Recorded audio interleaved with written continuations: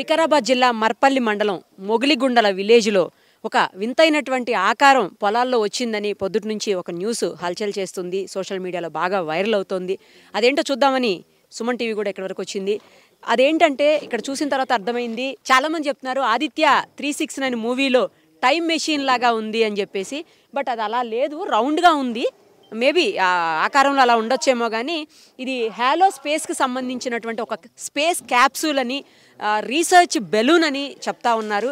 మొత్తానికైతే దానివల్ల ఏమన్నా ప్రమాదం ఉందా, అమ్మో ఏమన్నా అవుతుందా, ఇదేదో వింత ఆకారం లాగా ఉంది, పైనుంచి ఎక్కడి నుంచో ఊడిపడిపోయింది అనేటువంటి ఊహాగానాలు అయితే ఇక్కడ చుట్టుపక్కల మొత్తం స్ప్రెడ్ అయి ఉన్నాయి. ప్రస్తుతం దాన్ని అయితే డిస్మాండిల్ చేస్తున్నారు. ఇక్కడ నుంచి రిమూవ్ చేసి తరలించేందుకు ఇంతవరకు ఏ ఎయిర్ స్పేస్కి సంబంధించిన వాళ్ళు కూడా అఫీషియల్గా ఇది మేమే పంపించాము అని అయితే ఎక్కడ అనౌన్స్ చేయలేదు. బట్ మనకున్న ఇన్ఫర్మేషన్ ప్రకారం ఏంటంటే హాలోస్పేస్ అనేటువంటి ఒక స్పేస్ రీసెర్చ్ సెంటర్ వాళ్ళు పంపించారని, 40 కిలోమీటర్ల దూరం వరకు వెళ్ళగలుగుతుందని, ఆ తర్వాత వెళ్ళలేకపోయి ఇది ఆగిపోయిందని చెప్పి తెలుస్తుంది. వాళ్ళైతే అఫీషియల్గా అనౌన్స్ చేయలేదు ఇప్పటి వరకు. ఇక్కడ కొంతమంది ఆఫీసర్స్ ఉన్నారు, వాళ్ళని అడుగుదాం అసలు ఇదేంటి, నిజంగానే వింతైన ఆకారమా లేకపోతే ఒక రీసెర్చ్కి సంబంధించినటువంటి క్యాప్సూలా ఏంటి అనేది అడుగుదాం. మీకున్న ఇన్ఫర్మేషన్ ప్రకారం ఇది సైంటిఫిక్ ఇన్స్ట్రుమెంట్ అండి. ఇది హాలోస్పేస్ అనేది మనకు సంబంధించింది కాదు, స్పెయిన్ దేశం సంబంధించిన వస్తువు అండి ఇది. అయితే రీసెర్చ్ పర్పస్ గురించి మన ఇండియాకి వచ్చి, ఇండియాలో మన హైదరాబాద్లో Tata institute of fundamental research balloon facility అని ఒక రీసెర్చ్ ఇన్స్టిట్యూట్ ఉంది. ఎక్కడండి ఏరియా? ఈసీఎల్ క్రాస్ రోడ్లో ఉందండి. అయితే ఇటువంటి ప్రయోగాలు అనేది ఎక్స్పెరిమెంట్స్ మేము ఎప్పుడు చేస్తుంటాం. ఇది కొత్త ఏం కాదు, మేము 1947, 1950 నుంచి చేస్తున్నాం. Almost 500-600 flight instruments, scientific instrument పైకి పంపించాం, చేస్తున్నాం, ఇప్పటికి చేస్తున్నాం. ఆ పరిశోధనలో భాగంగానే స్పెయిన్ దేశస్తులు మన దేశానికి వచ్చి, అయితే ఇది హ్యూమన్స్ స్పేస్ క్యాప్సూల్ అంటారన్నమాట వాళ్ళు. అది స్పెయిన్ దేశం సంబంధించింది. వాళ్ళు ఏంటంటే అక్కడ స్పేస్ టూరిజం ఎంకరేజ్ చేయడం కోసం అని చెప్పేసి అదొక కంపెనీ అన్నమాట, ఆ దేశం సంబంధించిన ఒక కంపెనీ. వాళ్ళు గవర్నమెంట్ టైఅప్ అయ్యి ఆ స్పేస్ టూరిజం డెవలప్ చేయడం గురించి వాళ్ళు పరిశోధన చేసుకుంటున్నారు. సో దీంట్లో మనుషులు వెళ్ళడానికి వీలుగా అవుతుందా లేదా, పైకి వెళ్ళినప్పుడు లాంచ్ చేసినప్పుడు ల్యాండింగ్ అయినప్పుడు సేఫ్ ఉంటుందా లేదా అని టెస్టింగ్ పర్పస్ కోసం అని మన దగ్గరకు వచ్చారు. మనం ఏం చేస్తామంటే డైరెక్ట్ మన దగ్గర ఒక రీసెర్చ్ ఫెసిలిటీ ఉంది హైదరాబాద్లో. మన హైడ్రోజన్ బెలూన్ ఒకటి, ప్లాస్టిక్ బెలూన్ మ్యానుఫ్యాక్చరింగ్ ఇక్కడే చేస్తుంది. దానికి హుక్ చేసి దానికి పారాషూట్, ఎలక్ట్రానిక్ ఇన్స్ట్రుమెంట్స్ మొత్తం కలిపి దీన్ని లాంచ్ చేస్తామంటారు. దీని పేలోడ్ అంటే గండోలు అంటారు. దీంట్లో సైంటిఫిక్ ఇన్స్ట్రుమెంట్స్ ఉండొచ్చు, హ్యూమన్స్ ప్రయాణించవచ్చు, లేకపోతే అట్మాస్ఫిరిక్ స్టడీస్ గురించి వాడచ్చు, దేనికైనా వాడచ్చు. డిఫరెంట్ టైప్ ఆఫ్ ఇన్స్ట్రుమెంట్స్ ఉంటాయండి. దాంట్లో ఒక భాగం అండి ఇది.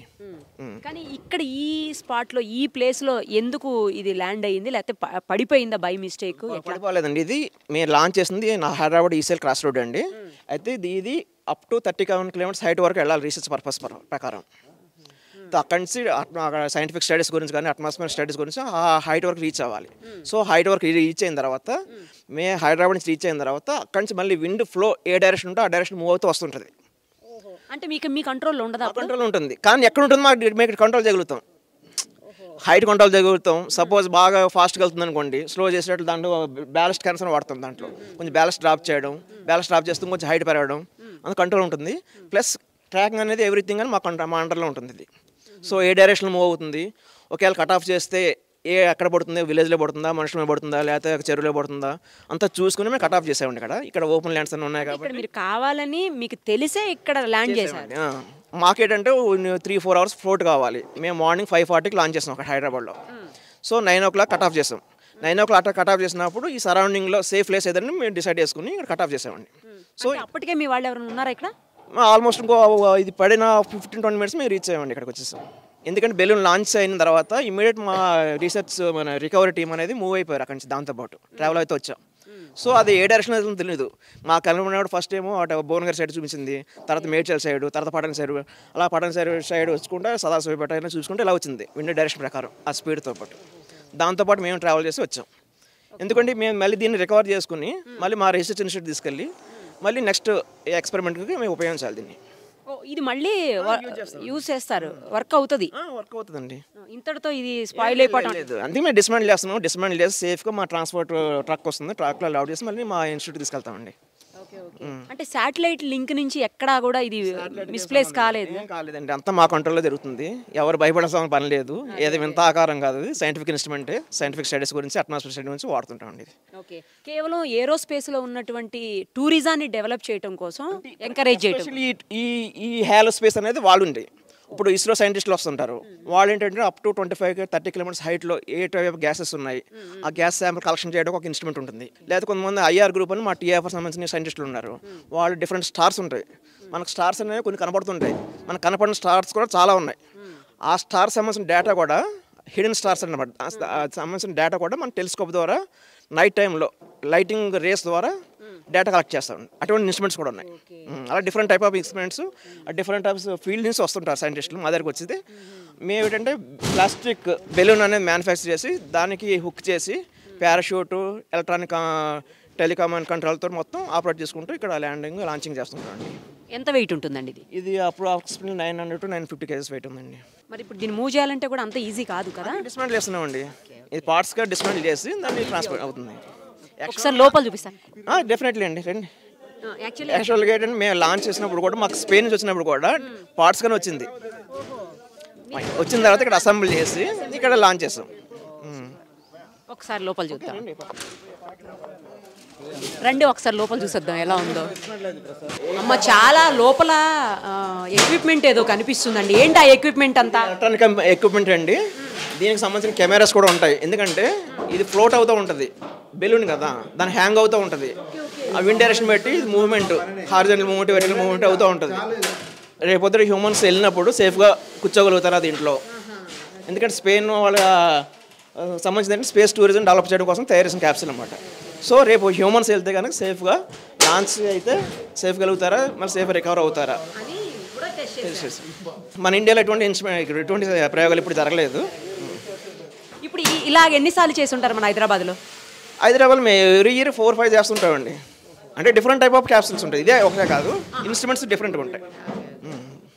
చూశారు కదా, కాబట్టి ఇది రీసెర్చ్కి సంబంధించినటువంటి ఒక క్యాప్సూల్, రీసెర్చ్కి సంబంధించినటువంటి ఒక బెలూన్ తప్పించి వేరే ఏ వింత ఆకారం కాదు, అలాగే ఎవరిని ఇబ్బంది పెట్టేది కాదు, ఎవరికి హాని కలిగించేది కూడా కాదు అని చెప్పేసి అఫీషియల్గా హాలోస్పేస్కి సంబంధించిన వాళ్ళు చెప్తున్నారు.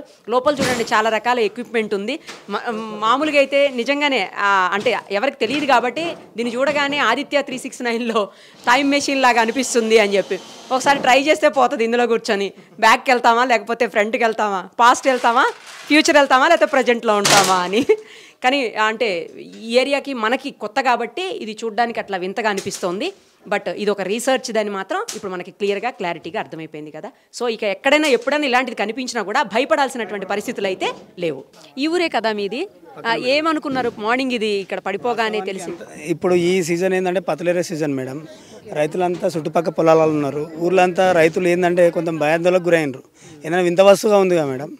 అయితే ఇంతకుముందు కూడా మన గతంలో ఇక్కడ బండారా మండలం కూడా హెలికాప్టర్ కూడా 2 మరణించారు. అదేవిధంగా కూలిపోయింది. అదేవిధంగా దీంట్లో కూడా ఏదైనా మనుషులు ఏమని అందరు అనుకున్నారు. వాస్తవానికి లేదు, ఎక్స్పెరిమెంట్ గురించి చేసిరంట. కానీ వాస్తవానికి ఊరిలో ఏంటంటే చాలామంది భయాందోళనకు గురైనరు. పోలీసు వాళ్ళు వెంటనే స్పందించారు. ఎంఆర్ఓ గారు వచ్చారు, లోకల్ ఎంఆర్ఓ గారు వచ్చారు. దీనిపైన వాళ్ళు పూర్తి ఏందనేది కామన్ మన పబ్లిక్ చెప్పేసరికి కొంచెం సర్దుమణిగింది. మీరు వచ్చినప్పుడు ఇక్కడ ఉన్నాం మేము, పక్క చెల్లి మాది. చాలా స్పీడ్లో మేము చూసినాము. అది ఒక 5-10 నిమిషాలనే ఆల్రెడీ పడిపోయింది కింద. అక్కడ ఇటు సైడ్ నుంచి వచ్చింది, వచ్చి వెనకనే పడిపోయింది. ఎవరి మీద పడేది ఉండేది, ఉంటే మాత్రం పడేది. అది వాళ్ళ కంట్రోల్ అంటారు కానీ అది ఉల్టా పడ్డది. అది వాళ్ళ కంట్రోల్ అంటారు కానీ వాళ్ళకే తెలియదు. అందరూ ఉల్టా పడ్డది మేడం. ఉల్టా ఎందుకు పడుతుంది మేడం? వాళ్ళ కంట్రోల్ ఉంటే వాళ్ళు సేఫ్గా ల్యాండ్ అయితే కానీ స్పీడ్లో పడ్డది. అంటే ఒకటిసారి వచ్చేసింది మేడం. ఎవరు లేరు కాబట్టి ఎవరు లేరు అని నేనైతే అనుకుంటున్నా. చూసారు ప్రత్యక్షంగా ఇక్కడ కానీ. అంటే నేను మా చెల్లెని పడ్డది అట్లా వచ్చింది మేడం. మా చెల్లెని పడుతుందేమో అనుకున్నాను. వచ్చి చూసేవరకు పడిపోయింది. ఇక్కడ సర్పంచ్కి వెనకనే వాళ్ళు ఇక్కడనే ఉన్న వాళ్ళ చేను, వాళ్ళు కూడా దీని వెనకాలనే వస్తారు. అంటే వెనకాల వచ్చి చూడగానే భయం వేసిందా? భయం వేసింది మేడం. అదే చాలా అది ఏందో అనుకున్నాం, మనకు తెలియదు. ఛత్రిలాగా ఉంది, కనబడుతుంది ఆల్రెడీ. కాకపోతే ఒక లెవెల్లో వెళ్ళిపోతాయేమో అనుకున్నాం మేము. ఒక లెవెల్ ఆగలేదు, అది ఆల్రెడీ ఇక్కడ వస్తేనే వచ్చి పడిపోయింది. ఏమండి మొత్తం ఈ ఊళ్ళంతా భయపడిపోతున్నారు. ఇలాంటిది ఎప్పుడన్నా ఇంతకు ముందు జరిగిందా, లేకపోతే ఇదే ఫస్ట్ టైం? ఇదే ఫస్ట్ టైం మేడం. ఇంతకుముందు అయితే ఎప్పుడు జరగలేదు ఇక్కడ. ఇంతకుముందు అన్న సురేష్ అన్న అన్నట్ల అక్కడ బంటారం మండల ఇష్యూ జరిగింది. 2 హెలికాప్టర్ 2 మనుషులు జరిగింది అక్కడ కూడా. ఇప్పుడు కూడా ఇదే జరిగింది అనుకున్నారు. టీవీలో వాట్సాప్లో అన్ని చూసి మేము కూడా అక్కడ నుంచి వచ్చినాం ఇప్పుడు చూడండి మేడం అంతే. వాళ్ళతో ఏమైనా చెప్పారా ఇలాంటి మా వైపు చేయకండి ఇంకా ముందని? వాళ్ళతో ఏం చెప్పలేము మేడం, డిస్కస్ ఏం చేయలేము మేడం. చూశారు కదా, ప్రత్యక్షంగా చూసినటువంటి రైతు చెప్పిన విషయము యాక్చువల్గా ఉల్టా పడిపోయింది. దాని తర్వాత రైతులు వాళ్ళు అందరం కలిపి మళ్ళీ దాన్ని నార్మల్ స్టేజ్కి తీసుకొని వచ్చామని చెప్తున్నారు. పక్క పొలంలోనే ఆయన పొలంలో ఉండగానే ఈ సంఘటన జరిగింది. అటు నుంచి పైనుంచి వస్తూ ఉంది, వెళ్ళిపోతుందేమో అనుకున్నాను, సడన్గా కింద పడిందని చెప్తున్నారు. సో వాళ్ళ కంట్రోల్లో ఎంత ఉన్నప్పటికీ కూడా నిజంగానే ఆయన అన్నట్లు రైతు భయపడినట్లు ఇక్కడ ఎవరన్నా ఆ టైంలో పొలంలో పనిచేసుకుంటూ ఉన్న రైతులు ఎవరైనా, ఎందుకంటే పంటలు వచ్చే టైం కాబట్టి ఇది పత్తి పంట రెడీగా ఉందని చెప్తున్నారు అంత చుట్టుపక్కల. సో ఇలాంటి సమయంలో నిజంగానే రైతులు ఉండే అవకాశం ఉంది. పడితే మాత్రం చాలా పెద్ద ప్రమాదమే జరిగేది. సేమ్ టైం అందరూ భయపడిపోయినటువంటి పరిస్థితి. ఇప్పుడు ఆయన చెప్తున్నారు కదా, ఏలియన్స్ ఎవరైనా వచ్చారేమో, లేకపోతే ఇంకేమన్నా అయిందేమో, అందులో ఏముందో, లేదు అంటే మనుషులేమన్నా ఉన్నారా అందులో, వాళ్ళు కూడా కింద పడిపోతే వాళ్ళకి ప్రమాదం జరిగే అవకాశం ఉంటుంది కదా. సో ఇన్ని రకాలుగా ఆలోచించాల్సినటువంటి సిచ్యుయేషను. ఇలాంటివి ఏంటంటే ఇలా పొలాల్లోకి వాటిల్లో కాకుండా ఎక్కడన్నా స్పేషియస్గా ఉన్న ప్లేసెస్లోకి దించుకోవటము, లేదు అంటే వాళ్ళకి సంబంధించినటువంటి ప్రిమిసెస్ ఉంటాయి కదా, అలాంటి వాటిల్లో ల్యాండ్ చేసుకోవటం, తిరిగి మళ్ళీ అంటే 30-40 కిలోమీటర్స్ జర్నీ చేసిన తర్వాత తిరిగి మళ్ళీ వాళ్ళ ప్లేస్లోకి వెళ్ళి ల్యాండ్ అయ్యేలాగా అలాంటి ఏమన్నా అరేంజ్మెంట్స్ చేసుకుంటే బెటర్ ఏమో. ఇక ముందు ఇలాంటివి జరగకుండా కూడా చూసుకోవాల్సిన బాధ్యత ఆ హ్యాలో కంపెనీకి కావచ్చు, లేకపోతే ఇలాంటి ప్రయోగాలు చేసే వాళ్ళకి కావచ్చు. డెఫినెట్గా వాళ్ళందరి బాధ్యత అది. ఎవరు ఇబ్బంది పడకూడదు, అలాగే ఎవరి ప్రాణాలకి ప్రమాదం జరగకుండా, ఎవరి పంటలకు కూడా నష్టం కలగకుండా చూసుకోవాల్సినటువంటి బాధ్యత అందరి మీద ఉంటుంది.